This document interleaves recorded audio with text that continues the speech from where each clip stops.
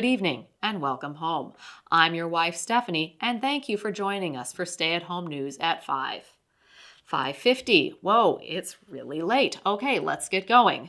We begin tonight by taking a look at all the delays and cancellations. I have to get Peter and Andrew ready for piano, and Nicholas has band, so our at-home news field reporter Steph Graber will take it from here. This morning was the perfect storm. Schools were returning from a 3-day weekend, so everyone was a little later than usual with dropping off the kids. Added to the frenzy, garbage and recycling pickup was sprinkled into this morning's traffic. And of course, today we got a couple inches of snow.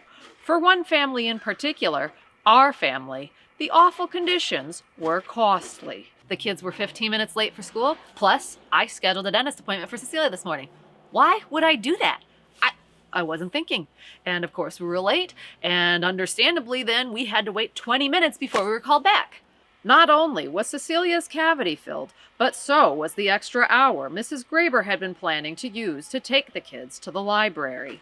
Yeah, no library today. But we did make it to the store to finally return a couple of Christmas gifts. And even though it was a Monday morning, the line was ridiculously long and they were having computer issues, but whatever. So we waited in line for like 20 minutes, and then finally there were only a couple people ahead of us, but then Joey needed to go to the bathroom, and of course he can't wait, so we left our spot in line to go to the bathroom, where we were greeted by another line.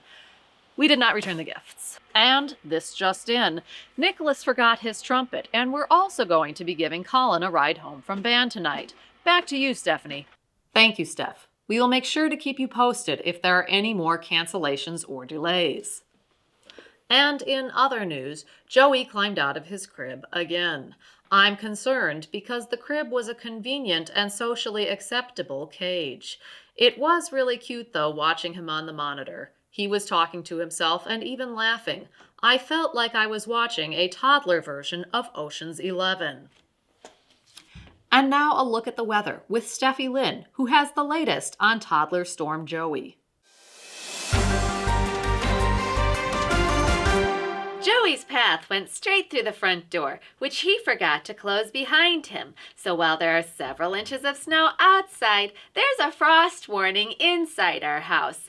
Good news! Since I was in such a rush this morning, I forgot to put away the milk. But that's okay, because our dining room was fully refrigerated since the front door was left open all morning.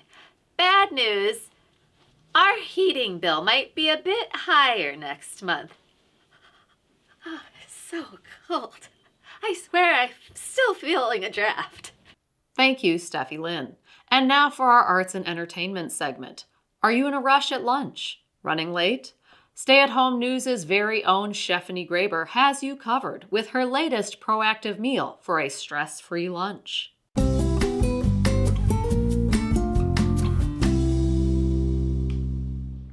Yeah, I didn't have time to make anything for lunch, so we got fast food.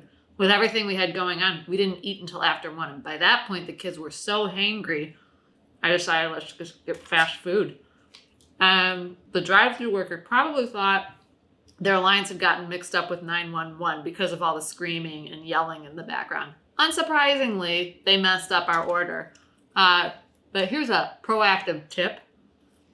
Don't ask your younger kids what they want for lunch. Just order for them and tell them that it's yours. Then they'll want it. They'll have them saying, ooh, it's good enough.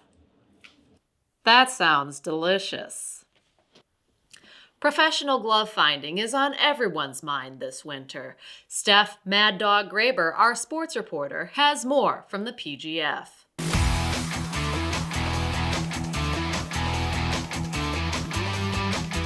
In what was perhaps the most challenging showdown to date, Mrs. Graber struggled mightily as she looked for her 8-year-old's right-hand glove. Here we see her 5 minutes after she should have already left to take the kids to school. She looks to her left. She looks to her right.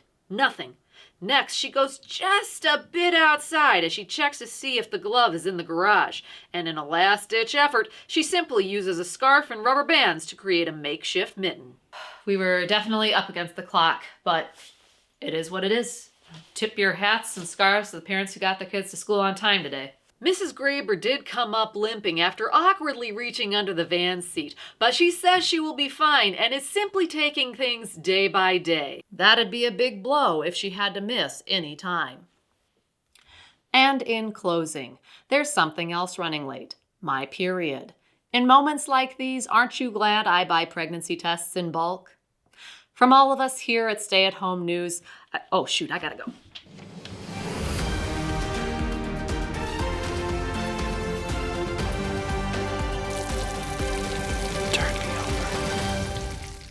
To rush this morning, I forgot to put away the milk, but that's okay because... Joey. It's funny what you said, and your voice is so funny. Thank you.